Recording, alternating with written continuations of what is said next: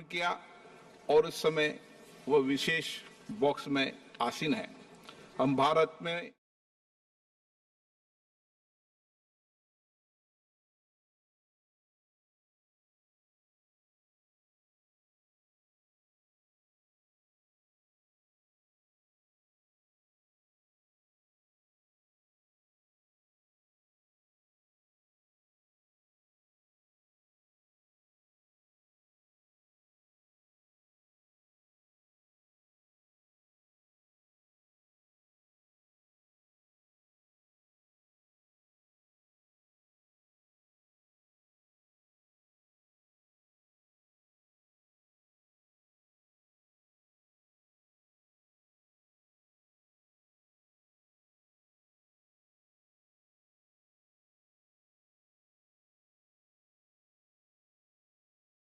प्राप्त कर लें।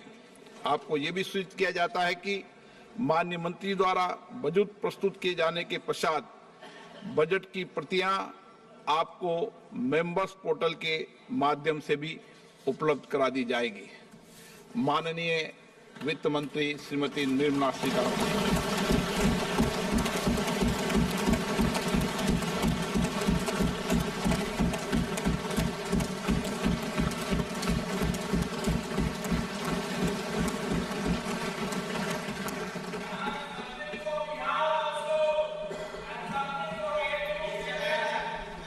Honorable Speaker, I present the budget for 24-25. Introduction. The people of India have reposed their faith in the government led by Honorable Prime Minister Shri Narendra Modi and re-elected it for a historic third term under his leadership.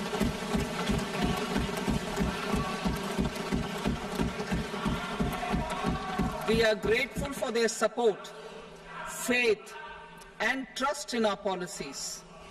We are determined to ensure that all Indians, regardless of religion, caste, gender, and age, make substantial progress in realizing their life goals and aspirations. Global context. The global economy, while performing better than expected, is still in the grip of policy uncertainties. Elevated asset prices, political uncertainties, and shipping disruptions continue to pose significant downside risks for growth and upside risks to inflation. In this context, India's economic growth continues to be the shining exception and will remain so in the years ahead.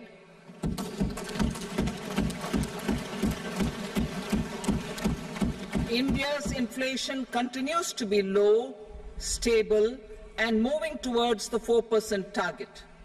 Core inflation, that is non-food and non-fuel, currently is 3.1%.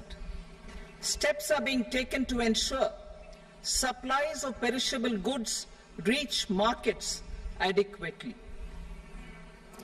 Interim budget. As mentioned in the interim budget, we need to focus on four major castes, namely the Garib, Mahilaye, Yuva, and Annadata, the poor, women, youth, and the farmer. For Annadata, we announced higher minimum support prices a month ago for all major crops, delivering on the promise of at least a 50% margin over costs.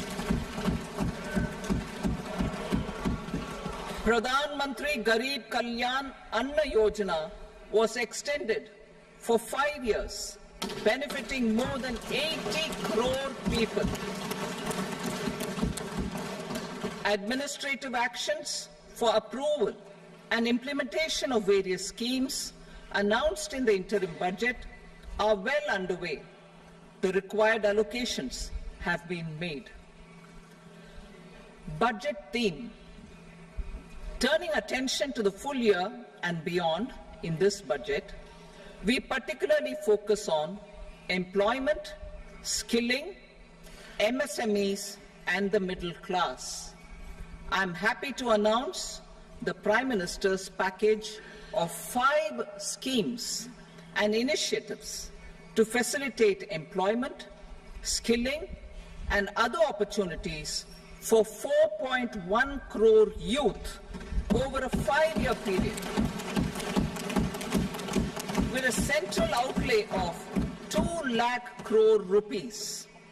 I will speak about them shortly, while more details may be seen in the annexure. This year, I've made a provision of 1.48 lakh rupees, 1.48 lakh crore rupees for education, employment, and skilling. Budget priorities. The people have given a unique opportunity to our government to take the country on the path of strong development and an all-round prosperity.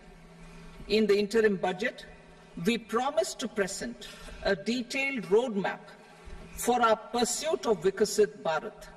In line with the strategy set out in the interim budget, this budget envisages sustained efforts on the following 9 priorities for generating ample opportunities for all. Number 1, productivity and resilience in agriculture. Number 2, employment and skilling. Number 3, inclusive human resource development and social justice. 4, manufacturing and services.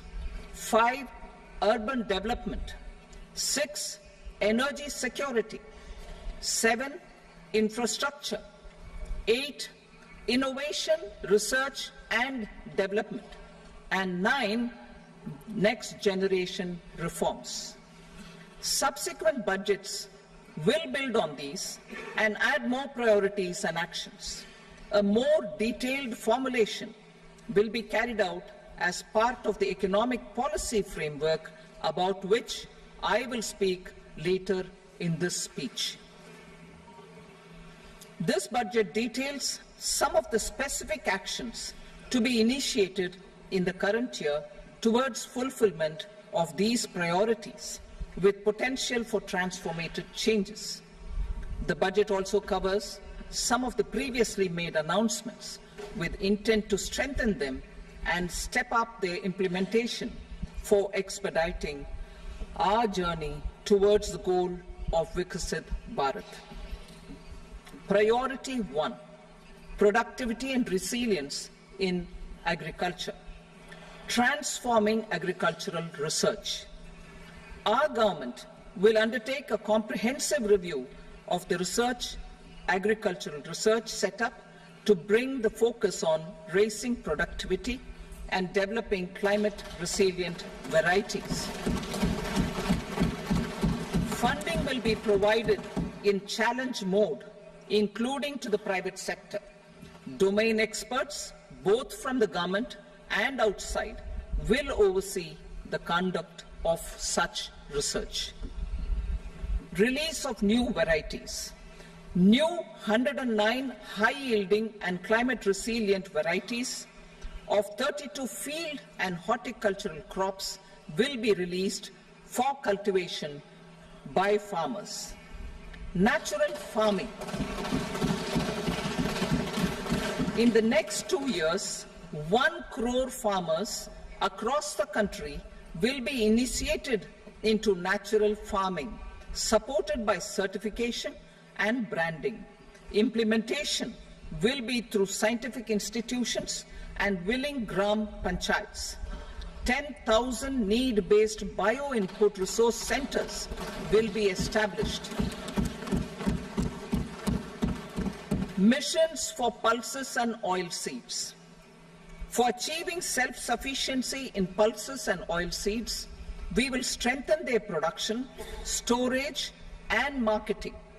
As announced in the interim budget, a strategy is being put in place to achieve Atmanirbharta for oilseeds such as mustard, groundnut, sesame, soybean, and sunflower. Vegetable production and supply chains. Large-scale clusters for vegetable production will be developed closer to major consumption centers. We will promote farmer-producer organizations, cooperatives, and startups for vegetable supply chains, including for collection and storage and marketing. Digital public infrastructure for agriculture. Buoyed by the success of the pilot project, our government, in partnership with the states, will facilitate the implementation of the digital public infrastructure in agriculture for coverage of farmers and their lands in 3 years. During this year, digital crop survey for Kharif using the DPI will be taken up in 400 districts. The details of 6 crore farmers and their lands will be brought into the farmer and land registries. Further, the issuance of Jan Samarth-based Kisan credit cards will be enabled in 5 states. Shrimp production and export. Financial support for setting up a network of nucleus breeding centers for shrimp brood stocks will be provided. Financing for shrimp farming, processing, and export will be facilitated through NABARD. National cooperation policy. Our government will bring out a national cooperation policy for systematic, orderly, and all-round development of the cooperative sector, fast-tracking growth of rural economy and generation of employment opportunities on a large scale will be the policy goal. This year, I have made a provision of 1.52 lakh crore rupees for agriculture and allied sectors.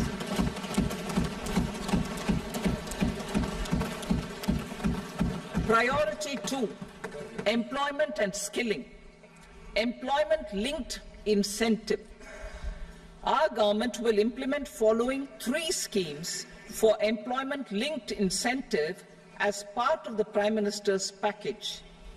These will be based on enrollment in the EPFO and focus on recognition of first-time employees and support to employees and employers. Scheme A, first-timers. This scheme will provide 1 month wage to all persons newly entering the workforce in all formal sectors.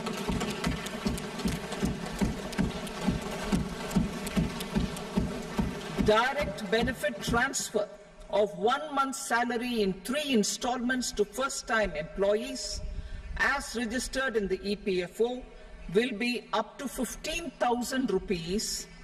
The eligibility limit will be a salary of 1 lakh per month. The scheme is expected to benefit 210 lakh youths.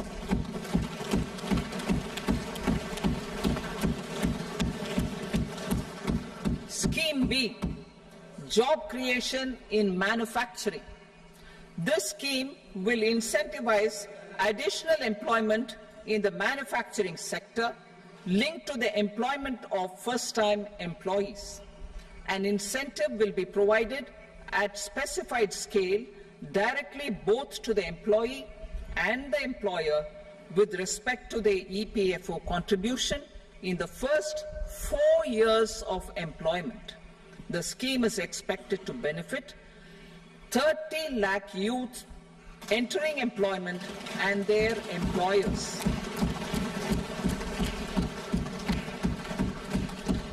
Scheme C, support to employers. This employer-focused scheme will cover additional employment in all sectors. All additional employment within a salary of 1 lakh rupee per month will be counted. The government will reimburse to employers up to 3,000 rupees per month for 2 years towards the EPFO contribution for each additional employee. The scheme is expected to incentivize additional employment of 50 lakh persons.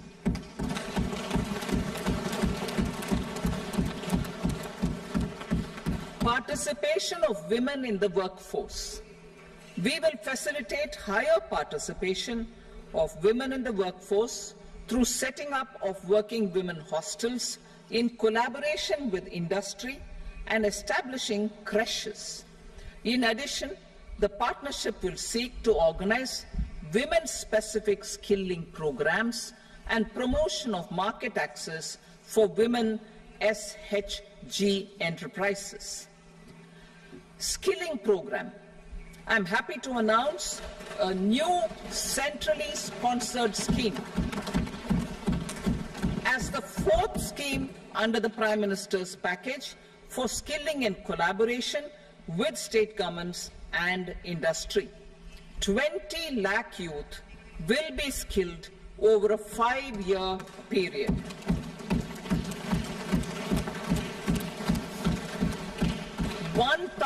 Industrial training institutes will be upgraded in hub and spoke arrangements with outcome orientation. Course content and design will be aligned to the skill needs of industry, and new courses will be introduced for emerging needs. Skilling loans. The model skill loan scheme will be revised to facilitate loans up to 7.5 lakh rupees with a guarantee from a government-promoted fund. This measure is expected to help 25,000 students every year.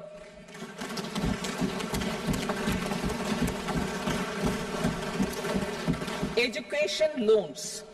For helping our youth who have not been eligible for any benefit under government schemes and policies, I am happy to announce a financial support for loans up to 10 lakh rupees for higher education in domestic institutions.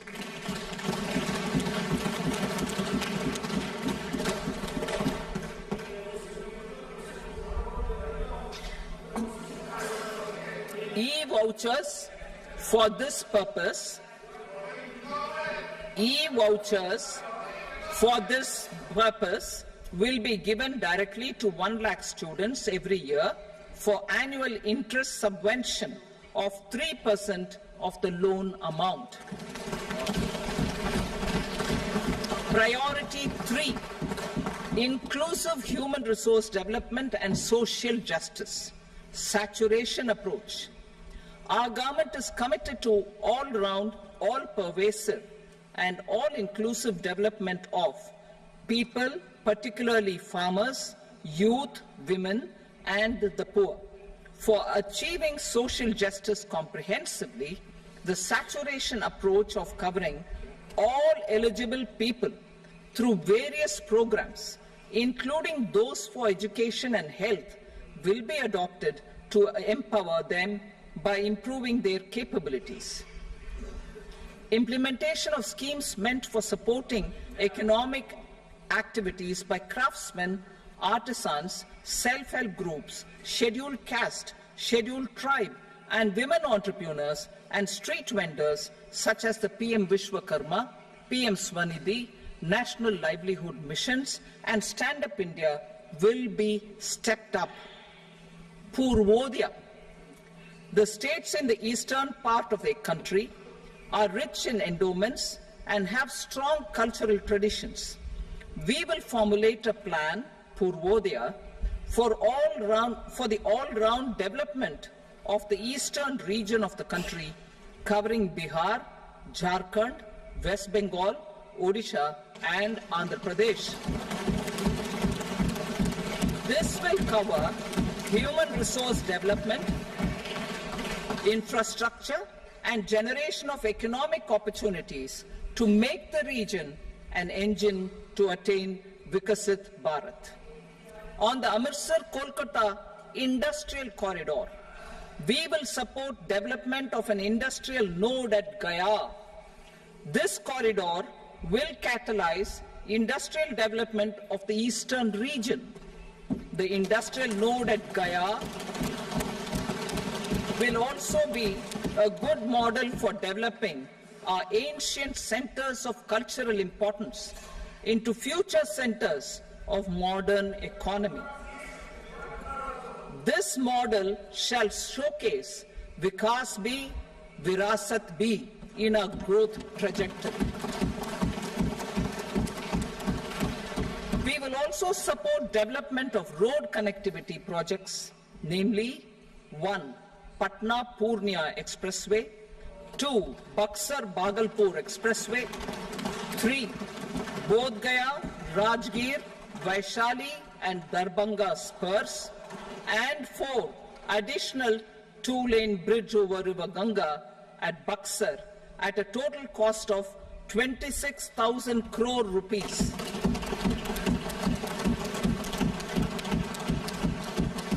Power projects, including setting up of a new 2,400 megawatt power plant at Pir Painti, will be taken up at a cost of 21,400 crore rupees. New airports, medical colleges, and sports infrastructure in Bihar will be constructed. An additional allocation to support capital investments will be provided. The requests of Bihar government for external assistance from multilateral development banks will be expedited.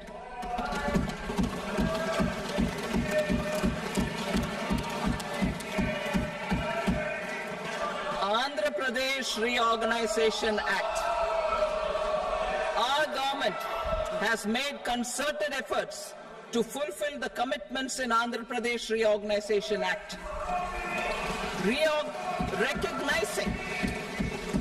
Recognizing the state's need for the capital, recognizing the state's need for a capital, we will facilitate special financial support through multilateral development agencies. In the current financial year, 15,000 crore rupees will be arranged with additional amounts in future years.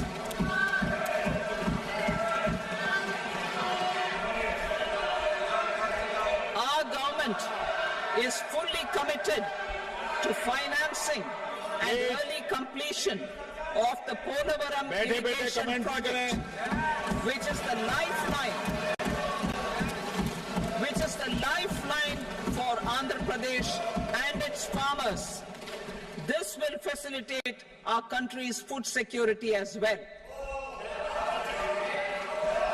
Under the Act, Andhra Pradesh Reorganization Act, for promoting industrial development, funds will be provided for essential infrastructure such as water, power, railways, and roads in Kopparthi node on the Visakhapatnam-Chennai Industrial Corridor and Varavakal node on the Hyderabad-Bangalore Industrial Corridor. An additional allocation will be provided this year towards capital investment for economic growth. Grants for backward regions of Rayalaseema, Prakasham, North Coastal Andhra, as stated in the Act, will be provided. PM Awas Yojana. 3 crore additional houses under the PM Awas Yojana in rural and urban areas in the country will have been announced, for which the necessary allocations are being made. Women-led development. For promoting women-led development, the budget carries an allocation of more than 3 lakh crore for schemes benefiting women and girls. This signals our government's commitment for enhancing women's role in economic development. Pradhan Mantri Janjatiya Unnat Gram Abhiyan, for improving the socio-economic condition of tribal communities, we will launch the Pradhan Mantri Janjatiya Unnat Gram Abhiyan by adopting saturation coverage for tribal families in tribal majority villages and aspirational districts.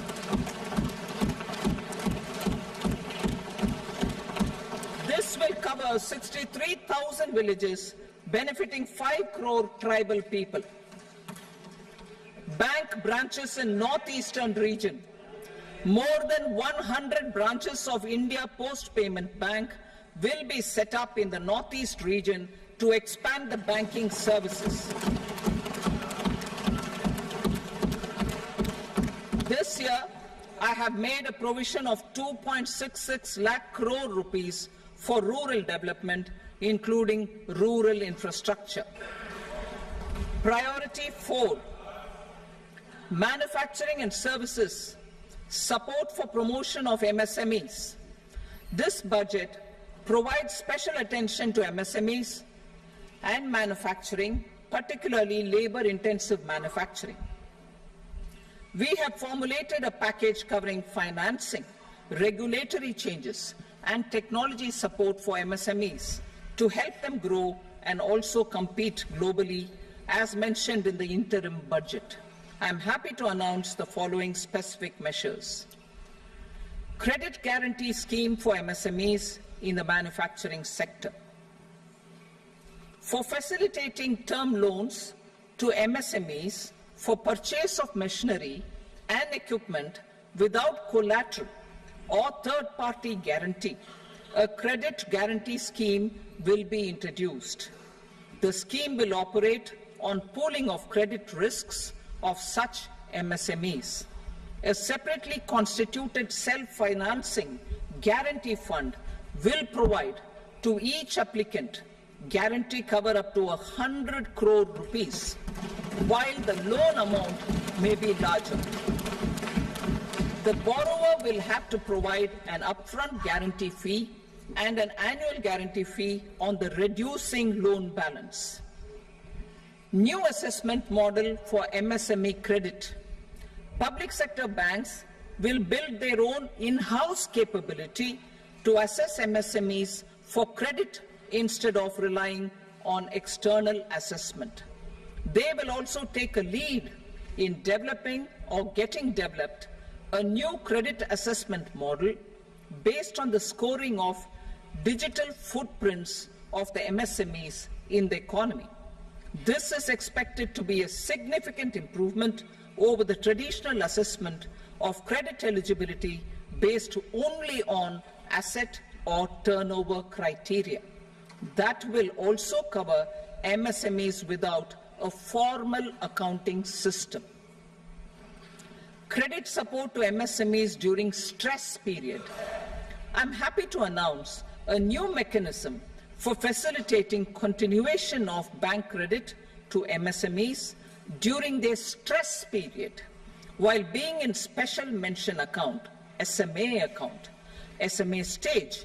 For reasons beyond their control, MSMEs need credit to continue their business and to avoid getting into the NPA stage.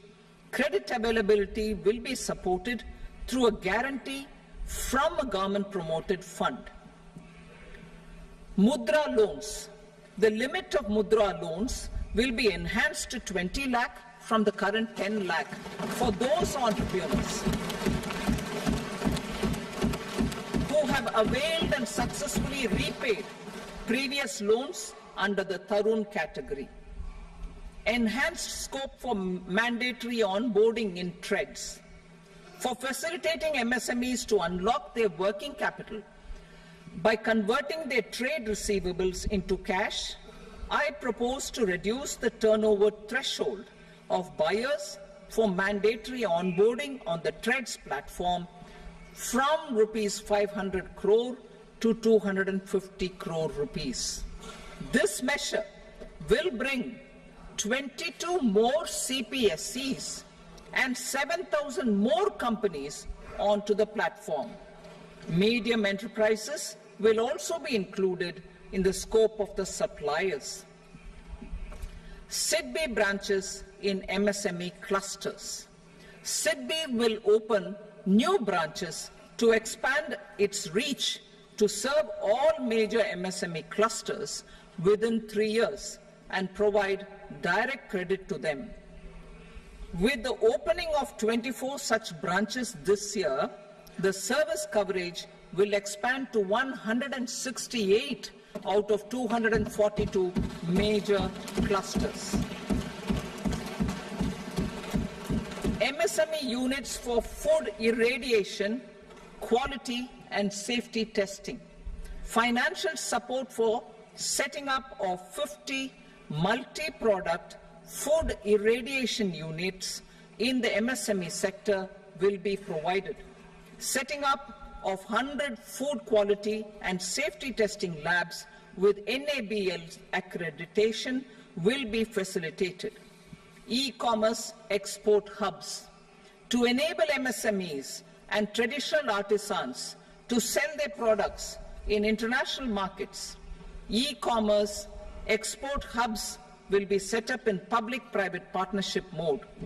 These hubs, under a seamless regulatory and logistic framework, will facilitate trade and export-related services under one roof. Measures for promotion of manufacturing and services. Internship in top companies. As the fifth scheme under Prime Minister's package, our government will launch a comprehensive scheme for providing internship opportunities in 500 top companies to 1 crore youth in 5 years. They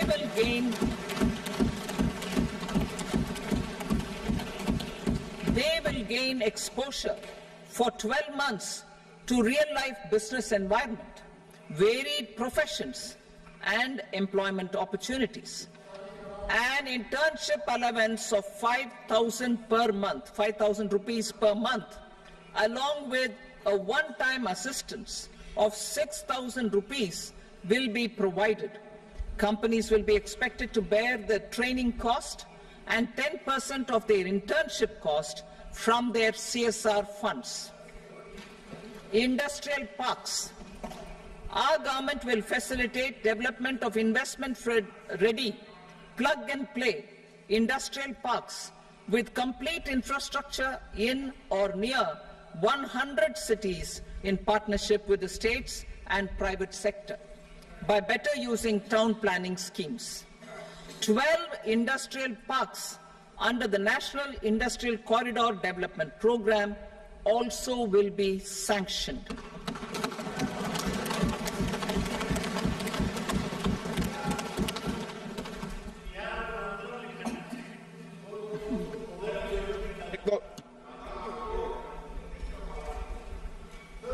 Veggie paper, no.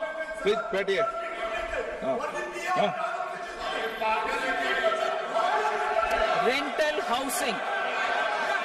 Rental housing with dormitory type accommodation for industrial workers will be, just 1 minute. Rental housing, I repeat, rental housing with dormitory type accommodation for industrial workers will be facilitated in PPP mode with VGF support and commitment from anchor industries. Shipping industry, ownership, leasing and flagging reforms will be implemented to improve the share of Indian shipping industry and generate more employment. Critical mineral mission. We will set up a critical mineral mission for domestic production, recycling of critical minerals and overseas acquisition of critical mineral assets. Its mandate will include technology development, skilled workforce, extended producer responsibility framework, and a suitable financing mechanism. Offshore mining of minerals. Our government will launch the auction of the first tranche of offshore blocks for mining, building on the exploration already carried out. Digital public infrastructure applications. Turning to the services sector, I propose development of DPI applications at population scale for productivity gains, business opportunities, and innovation by the private sector.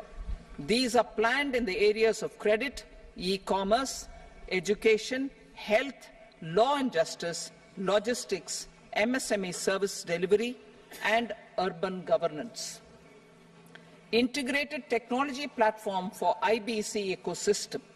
An integrated technology platform will be set up for improving the outcomes under the Insolvency Bankruptcy Code for achieving consistency, transparency, timely processing, and better oversight for all stakeholders. Voluntary closure of LLPs. The services of the Center for Processing Accelerated Corporate Exit, CPACE, will be extended for voluntary closure of LLPs to reduce the closure times. National Company Law Tribunals. The IBC has resolved more than 1,000 companies, resulting in direct recovery of 3.3 lakh crore to creditors. 3.3 lakh crore rupees to creditors. In addition, 28,000 cases involving over 10 lakh crore rupees have been disposed of even prior to admission. Appropriate changes to the IBC, reforms and strengthening of the tribunal and appellate tribunals will be initiated to speed up insolvency resolution. Additional tribunals will be established. Out of those, some will be notified to decide cases exclusively under the Companies Act. Debt recovery. Steps for reforming and strengthening debt recovery tribunals will be taken. Additional tribunals will be established to speed up recovery. Priority 5, urban development. Cities as growth hubs. Working with states, our government will facilitate development of cities as growth hubs.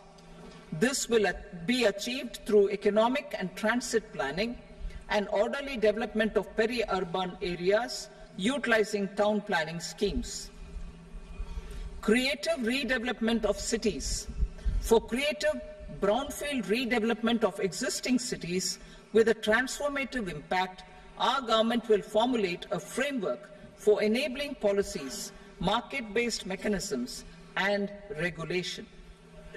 Transit-oriented development. Transit-oriented development plans for 14 large cities with a population above 30 lakh will be formulated, along with an implementation and financing strategy. Urban housing. Under the PM Awas Yojana, Urban 2.0, housing needs of 1 crore urban poor and middle-class families will be addressed with an investment of 10 lakh crore rupees. This will include the central assistance of 2.2 lakh crore rupees in the next 5 years. A provision of interest subsidy to facilitate loans at affordable rates is also envisaged. In addition, enabling policies and regulations for efficient and transparent rental housing markets with enhanced availability will also be put in place. Water supply and sanitation. In partnership with state governments and multilateral development banks, we will promote water supply, sewage treatments, and solid waste management projects and services for 100 large cities through bankable projects. These projects will also envisage use of treated water for irrigation and filling up of tanks in nearby areas. Street markets. Building on the success of PM Swanidhi scheme in transforming the lives of street vendors, our government envisions a scheme to support each year, over the next 5 years, the development of 100 weekly hearts or street food hubs in select cities. Stamp duty. We will encourage states which continue to charge high stamp duty to moderate the rates for all and also consider further lowering duties for properties purchased by women. This reform will be made an essential component of urban development schemes. Priority 6, energy security, energy transition. In the interim budget, I had announced our strategy to sustain high and more resource-efficient economic growth, along with the energy security in terms of availability, accessibility, and affordability. We will bring out a policy document on appropriate energy transition pathways that balances the imperatives of employment, growth, and environmental sustainability. PM Surya Ghar Muft Bijli Yojana. PM Surya Ghar Muft Bijli Yojana. In line with the announcement in the interim budget,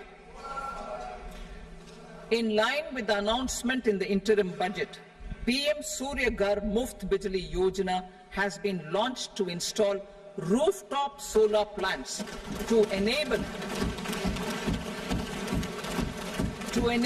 1 crore households obtain free electricity up to 300 units every month.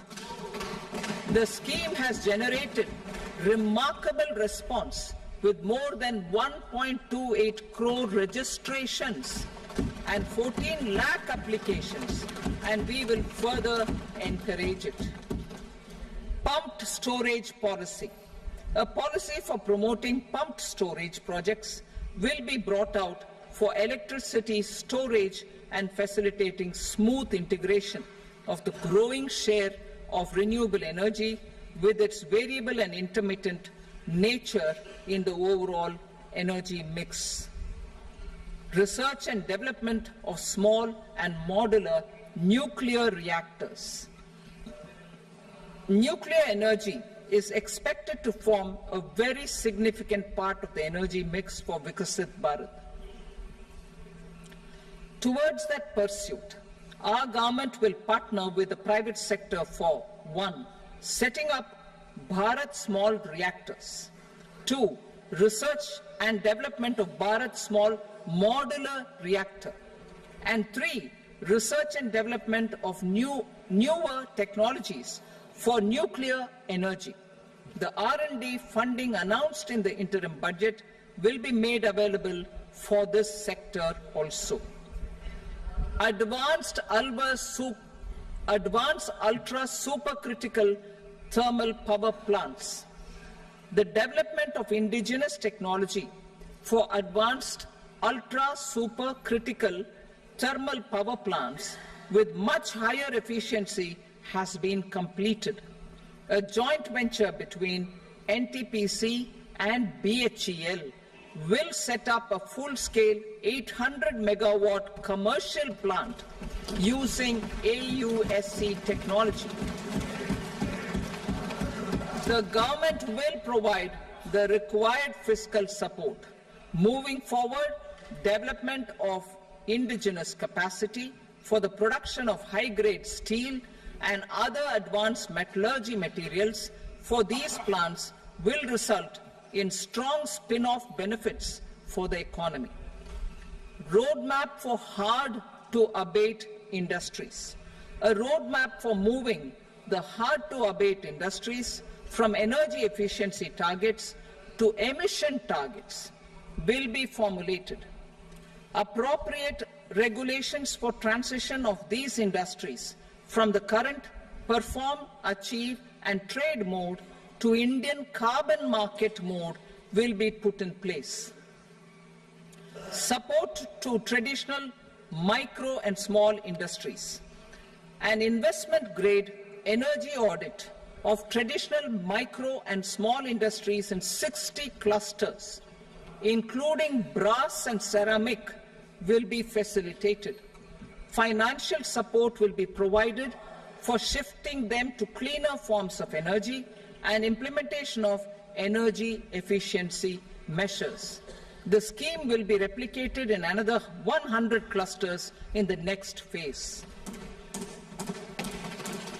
Priority 7, infrastructure investment by central government. Significant investment the central government has made over the years in building and improving infrastructure has had a strong multiplier effect on the economy. We will endeavour to maintain strong fiscal support for infrastructure over the next 5 years, in conjunction with imperatives of other priorities and fiscal consolidation. This year, I have provided 11,11,111 crore rupees for capital expenditure. This would be 3.4% of our GDP. Infrastructure investment by state governments. We will encourage states to provide support of similar scale for infrastructure, subject to their development priorities. A provision of 1.5 lakh crore rupees for long-term interest-free loans have been made this year, also to support the states in their resource allocation. Private investment in infrastructure. Investment in infrastructure by private sector will be promoted through viability gap funding and enabling policies and regulations. A market-based financing framework will be brought out. Pradhan Mantri Gram Sadak Yojana, Phase 4 of the PMGSY will be launched to provide all-weather connectivity to 25,000 rural habitations, which have become eligible in view of their population increase. Irrigation and flood mitigation. Bihar has frequently suffered from floods, many of them originating outside the country. Plans to build flood control structures in Nepal are yet to progress. Our government, through the Accelerated Irrigation Benefit Program and other sources, will provide financial support for projects with estimated cost of 11,500 crore rupees, such as the Kosi-Michi intra-state link and 20 other ongoing and new schemes, including barrages, river pollution abatement and irrigation projects. In addition, survey and investigation of Kosi-related flood mitigation and irrigation projects will be undertaken. Assam grapples with floods every year by the Brahmaputra River and its tributaries originating outside India. We will provide assistance to Assam for flood management and related projects.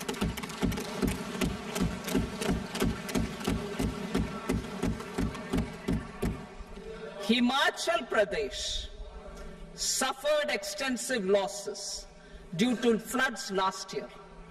Our government will provide assistance to the state for reconstruction and rehabilitation through multilateral development assistance.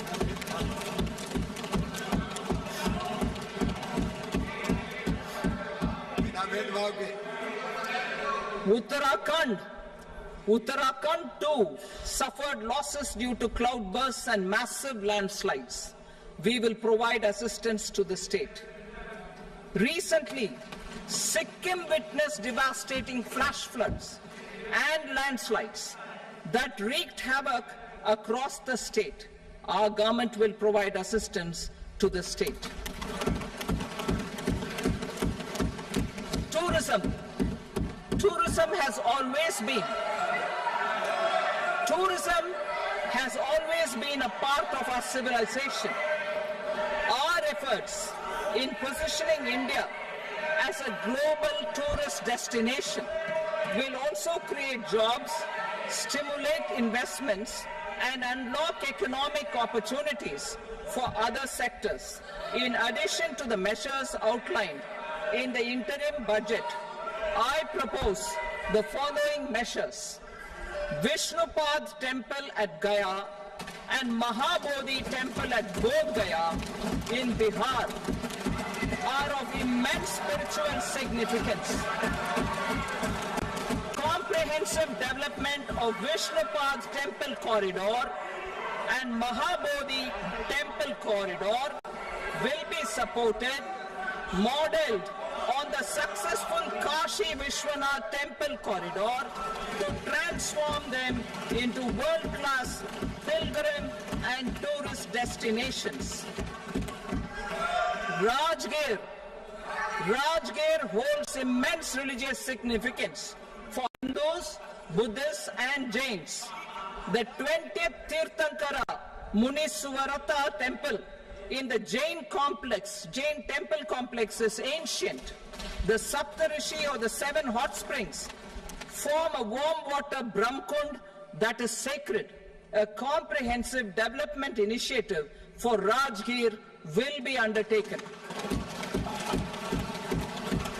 Our government will support the development of Nalanda as a tourist center, besides reviving Nalanda University to its glorious stature. Odisha's scenic beauty, temples, monuments, craftsmanship, wildlife sanctuaries, natural landscapes, and pristine beaches make it an ultimate tourism destination. Our government will provide assistance for their development to Odisha as well. Priority 8, innovation, research and development. We will operationalize the Anusandhan National Research Fund for basic research and prototype development. Further, we will set up a mechanism for spurring private sector-driven research and innovation at commercial scale with a financing pool of 1 lakh crore rupees in line with the announcement in the interim budget. Space economy. With our continued emphasis on expanding the space economy by 5 times in the next 10 years, a venture capital fund of 1,000 crore rupees will be set up. Priority 9, next generation reforms. Economic policy framework. We will formulate an economic policy framework to delineate the overarching approach to economic development and set the scope of the next generation of reforms for facilitating employment opportunities and sustaining high growth. Our government will initiate and incentivize reforms for 1.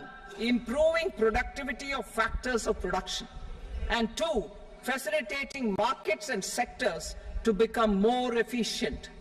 These reforms will cover all factors of production, namely land, labor, capital, and entrepreneurship, and technology as an enabler of improving total factor productivity and bridging inequality. Effective implementation of several of these reforms requires collaboration between the center and the states, and building consensus as development of the country lies in development of the states. For promoting competitive federalism and incentivizing states for faster implementation of reforms, I propose to earmark a significant part of the 50-year interest-free loan. Working with the states, we will initiate the following reforms.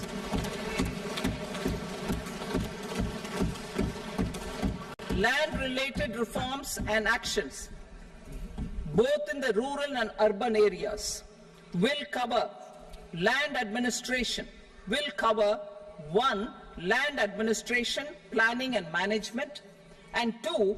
Urban planning usage and building bylaws. These will be incentivized for completion within the next 3 years through appropriate fiscal support. Rural land-related actions.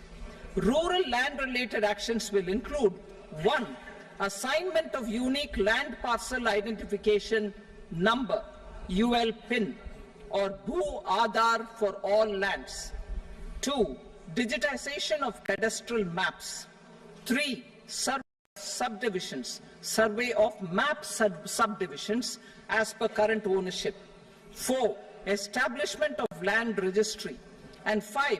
Linking to the farmers registry.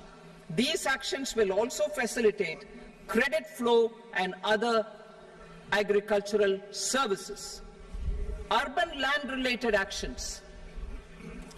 Land records in urban areas will be digitized with GIS mapping. An IT-based system for property record administration, updating, and tax administration will be established.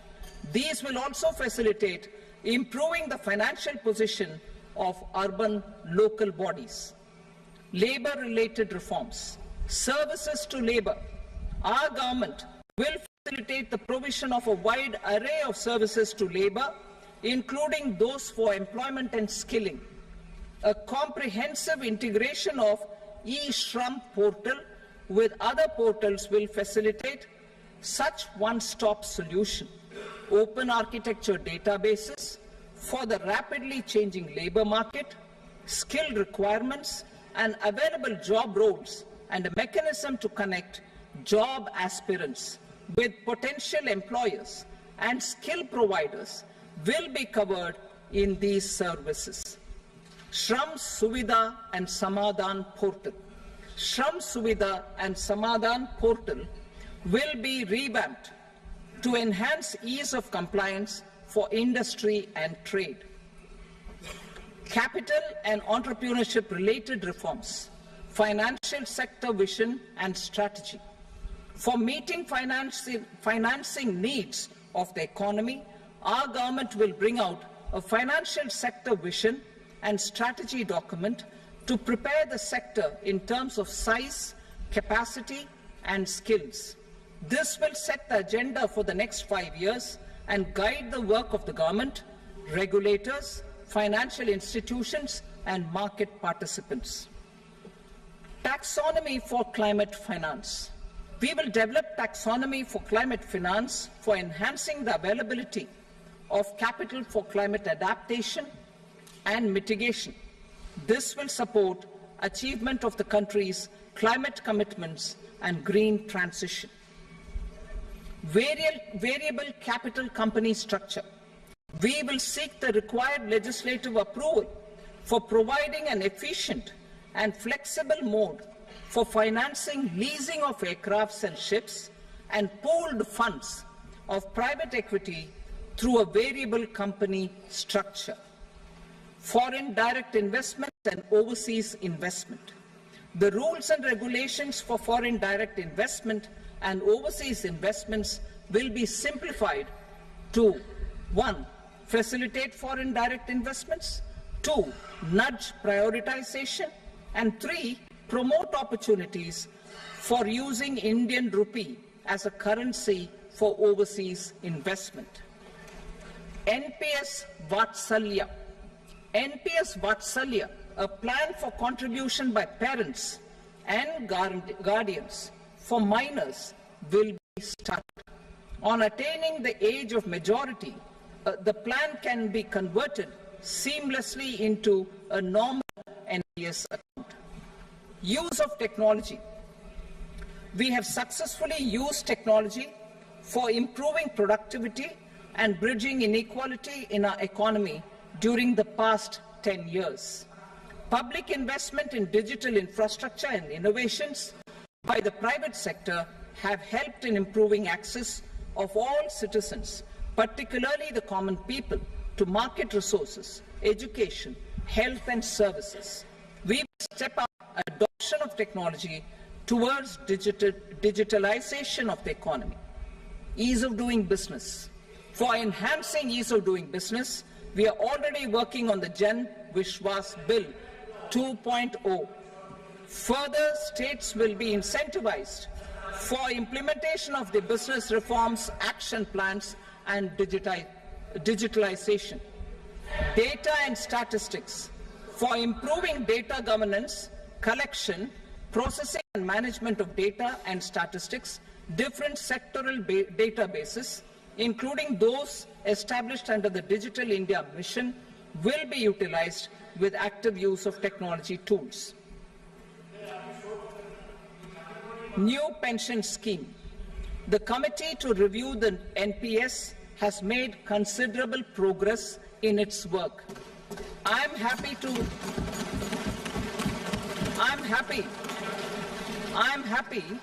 that the staff side of the National Council of the Joint Consultative Machinery for Central Government Employees has taken a constructive approach. A solution will be evolved which addresses the relevant issues while maintaining fiscal prudence to protect the common citizens. Budget estimates for 24-25. For the year 24-25, total receipts other than borrowings and the total expenditure are estimated at 32.07 lakh crore rupees and 48.21 lakh crore rupees respectively. The net tax receipts are estimated at 25.83 lakh crore rupees.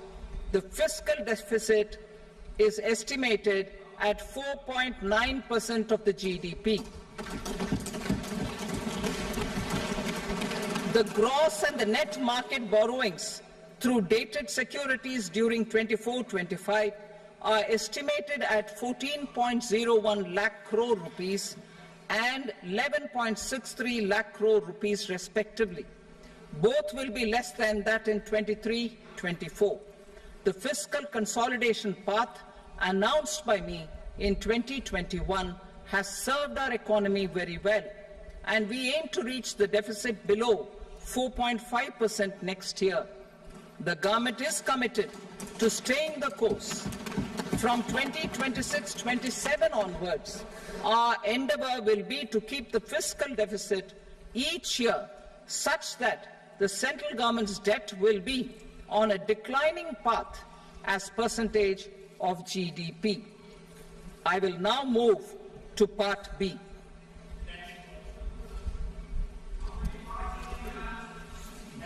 Indirect taxes. Sir, I start with GST. It has decreased tax incidence on the common man, reduced compliance burden and logistics cost for trade and industry, and enhanced revenues of the central and the state governments. It is a success of vast proportions. To multiply the benefits of GST, we will strive to further simplify and rationalize the tax structure and endeavour to expand it to the remaining sectors. My proposals for customs duties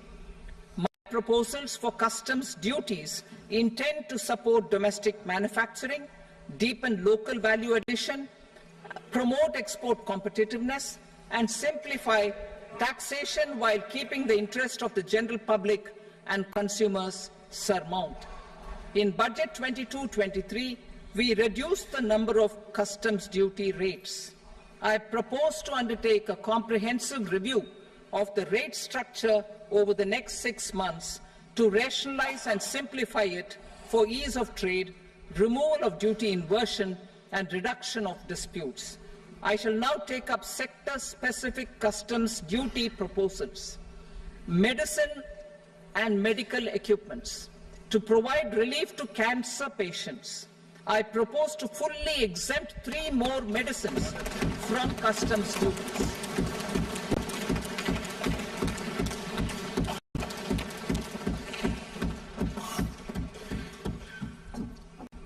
I also propose changes in the BCD on X-ray tubes and flat panel detectors for use in medical X-ray machines under the phased manufacturing program so as to synchronize them with the domestic capacity addition. Mobile phone and related parts. With a threefold increase in domestic production and almost a 100-fold jump in exports of mobile phones over the last 6 years, the Indian mobile industry has matured. In the interest of consumers, I now propose to reduce the BCD on mobile phone, mobile PCBA, and mobile charger to 15%. Critical minerals. Minerals such as lithium, copper, cobalt, and rare earth elements are critical for sectors like nuclear energy, renewable energy, space, defense, telecommunications, and high-tech electronics. I propose to fully exempt customs duties on 25 critical minerals and reduce BCD on 2 of them. This will provide a major fillip to the processing and refining of such minerals and help secure their availability for these strategic and important sectors. Solar energy. Energy transition is critical in the fight against climate change. To support energy transition, I propose to expand the list of exempted capital goods for use in the manufacture of solar cells and panels in the country. Further, in view of sufficient domestic manufacturing capacity of solar gas, glass and tinned copper interconnect, I propose not to extend the exemption of custom duties provided to them. Marine products. India's seafood exports in the last financial year touched an all-time high of more than 60,000 crores of rupees. Frozen shrimp accounted for about 2/3 of these exports. To enhance their competitiveness, I propose to reduce BCD on certain broodstock, polychaete worms, shrimp, and fish feed to 5%. I also propose to exempt customs duty on various inputs for manufacture of shrimp and fish feed. Leather and textile. Similarly, to enhance the competitiveness of exports in the leather and textile sectors, I propose to reduce BCD on real down-filling material from duck or goose. I am also making additions to the list of exempted goods for manufacture of leather and textile garments, footwear, and other leather articles for export. To rectify inversion in duty, I propose to reduce BCD subject to conditions on methylene diphenyl diisocyanate, MDI, for manufacture of spandex yarn from 7.5 to 5%. Furthermore, the export duty structure on raw hides, skin, and leather is proposed to be simplified and rationalized. Precious metals. To enhance domestic value addition in gold and precious metal jewelry in the country, I propose to reduce customs duties on gold and silver to 6% and that of platinum to 6.4%. Other metals. Steel and copper are important raw materials. To reduce their cost of production, I propose to remove the BCD on ferronickel and blister copper. I am also continuing with nil BCD on ferrous scrap and nickel cathode and concessional BCD of 2.5% on copper scrap. Electronics. To increase value addition in the domestic electronics industry, I propose to remove the BCD subject to conditions on oxygen-free copper for manufacture of resistors. I also propose to exempt certain parts for manufacture of connectors. Chemicals and petrochemicals. To support existing and new capacities in the pipeline, I propose to increase the BCD on ammonium nitrate from 7.5% to 10%. Plastics. PVC flex banners are non-biodegradable and hazardous for environment and health. To curb their imports, I propose to raise the BCD on them from 10 to 25%. Telecommunication equipment. To incentivize domestic manufacturing, I propose to increase the BCD from 10 to 15% on PCBA of specified telecom equipment. Trade facilitation. To promote domestic aviation and boat and ship MRO, I propose to extend the period for export of goods imported for repairs from 6 months to 1 year. I'll read that again. To promote domestic aviation and boat and ship maintenance, repair and operations, I propose to extend the period for export of goods imported for repairs from 6 months to 1 year.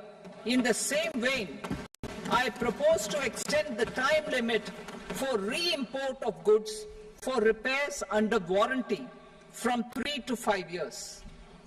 I now move to direct taxes. We will continue our efforts to simplify taxes, improve taxpayer services, provide tax certainty, and reduce litigation while enhancing revenues for funding the development and welfare schemes of the government. It has been our endeavour to simplify taxation. We have taken a number of measures in the last few years, including introduction of simplified tax regimes without exemptions and deductions for corporate tax and for personal income tax. This has been appreciated by taxpayers. 58% of corporate tax came from the simplified tax regime in the financial year 22-23. Similarly, as per data available till now, for the last fiscal, more than 2/3 have availed the new personal income tax regime. Comprehensive review of the Income Tax Act. I am now announcing a comprehensive review of the Income Tax Act 1961. The purpose is to make the Act concise, lucid, easy to read and understand. This will reduce disputes and litigation, thereby providing tax certainty to the taxpayers. I will also bring down the demand embroiled in litigation. It is proposed to be completed in 6 months. A beginning is being made in the Finance Bill by simplifying the tax regime for charities, TDS rate structures, provisions of reassessment and such provisions, and capital gains taxation. Simplification for charities and TDS. Two tax exemption regimes. The two tax exemption regimes for charities are proposed to be merged into one. The 5% TDS rate on many payments is being merged into the 2% TDS rate, and the 20% TDS rate on repurchase of units by mutual funds or UTI is being withdrawn. TDS rate on e-commerce operators is proposed to be reduced from 1 to 0.1%. Moreover, credit of TCS is proposed to be given in the TDS to be deducted on salary. Further, I propose to decriminalize delay for payment of TDS up to the due date of filing statement for the same. I also plan to provide a standard operating procedure for TDS defaults and simplify and rationalize the compounding guidelines for such defaults. Simplification of reassessment. I propose to thoroughly simplify the provisions for reopening and reassessment. An assessment hereinafter can be reopened beyond 3 years from the end of the assessment year only if the escaped income is 50 lakh rupees or more, up to a maximum period of 5 years from the end of the assessment year. Even in such cases, a time limit of 6 years before the year of the search, as against the existing time limit of 10 years is being proposed. This will reduce tax uncertainty and disputes. Simplification and rationalization of capital gains. Capital gains taxation is also proposed to be hugely simplified. Short-term gains on certain financial assets shall henceforth attract a tax rate of 20%, while that on all other financial assets and all non-financial assets shall continue to attract the applicable tax rate. Long-term gains on all financial and non-financial assets, on the other hand, will attract a tax rate of 12.5%. For the benefit of the lower and the middle income classes, I propose to increase the limit of exemption of capital gains on certain financial assets to 1.25 lakh rupees per year. Listed financial assets held for more than a year will be classified as long-term, while unlisted financial assets and all non-financial assets will have to be held for at least 2 years to be classified as long-term. Unlisted bonds and debentures, debt mutual funds, and market-linked debentures, irrespective of holding period, however, will attract tax on capital gains at applicable rates. Taxpayer services. All the major taxpayer services under GST and most services under customs and income tax have been digitalized. All remaining services of customs and income tax, including rectification and order giving effect to appellate orders, shall be digitalized and made paperless over the next 2 years. Litigation and appeals. While our concerted efforts to reduce pendency of appeals at various appellate fora are beginning to show good results, it will continue to engage our highest attention. To dispose of the backlog of first appeals, I plan to deploy more officers to hear and decide such appeals, especially those with large tax effect.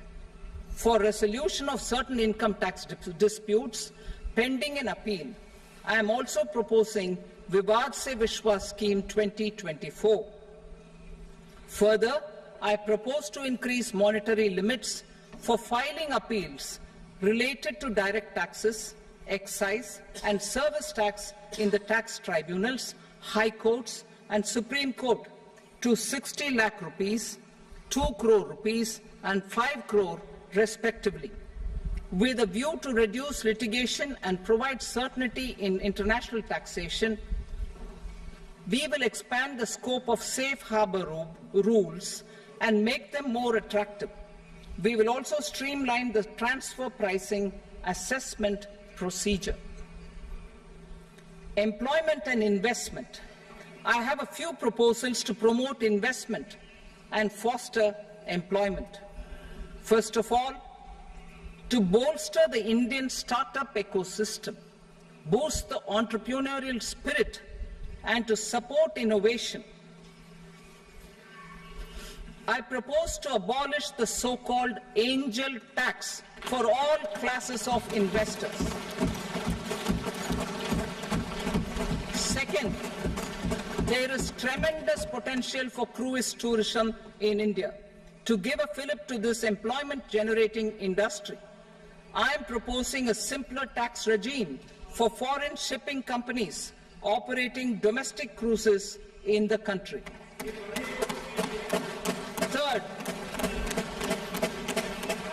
India is a world leader in the diamond cutting and polishing industry, which employs a large number of skilled workers. To further promote the development of this sector, we would provide for safe harbor rates for foreign mining companies selling raw diamonds in the country. Fourth, to attract foreign capital for our development needs, I propose to reduce the corporate tax rate on foreign companies from 40 to 35%. Deepening the tax base. I have a couple of proposals for deepening the tax base. First, security transaction tax on futures and options of securities is proposed to be increased to 0.02% and 0.1% respectively. Second, for reasons of equity, I propose to tax income received on buyback of shares in the hands of recipients. Other proposals: to improve social security benefits, deduction of expenditure by employers towards NPS is proposed to be increased from 10 to 14% of the employee's salary. Similarly, deduction of this expenditure up to 14% of salary from the income of employees in private sector, public sector banks and undertakings opting for the new tax regime is proposed to be provided. Indian professionals working in multinationals get ESOPs and invest in social security schemes and other movable assets abroad. Non-reporting of such small foreign assets has penal consequences under the Black Money Act. Such non-reporting of movable assets up to 20 lakh rupees is proposed to be depenalized.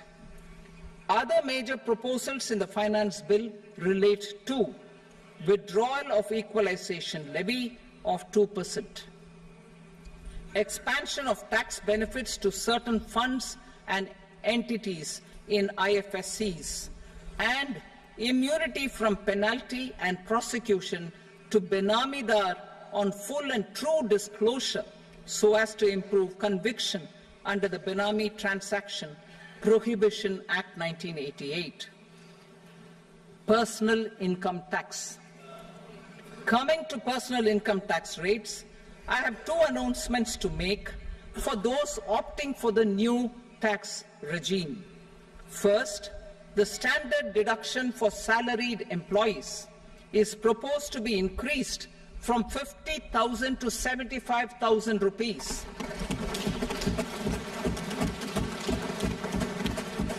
Similarly, deduction on family pension for pensioners is proposed to be enhanced from 15,000 to 25,000 rupees.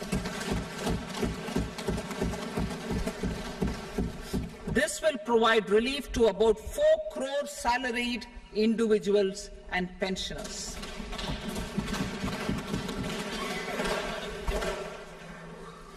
Second, in the new tax regime, the tax rate structure is proposed to be revised as follows: 0 to 3 lakh rupees, nil; 3 to 7 lakh rupees, 5%; 7 to 10 lakh rupees, 10%; 10 to 12 lakh rupees, 15%; 12 to 15 lakh rupees, 20%; and above 15 lakh rupees, 30%.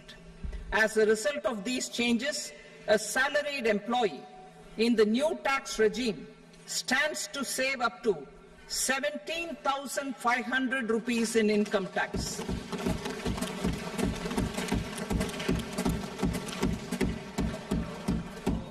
Apart from these, I am also making some other changes as given in the annexure.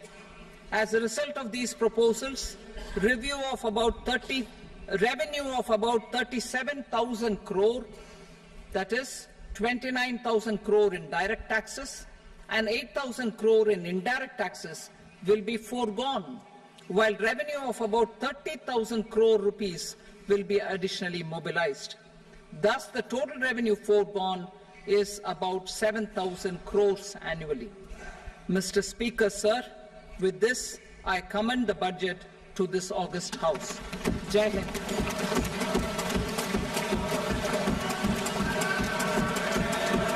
Item number 2. Item number 2.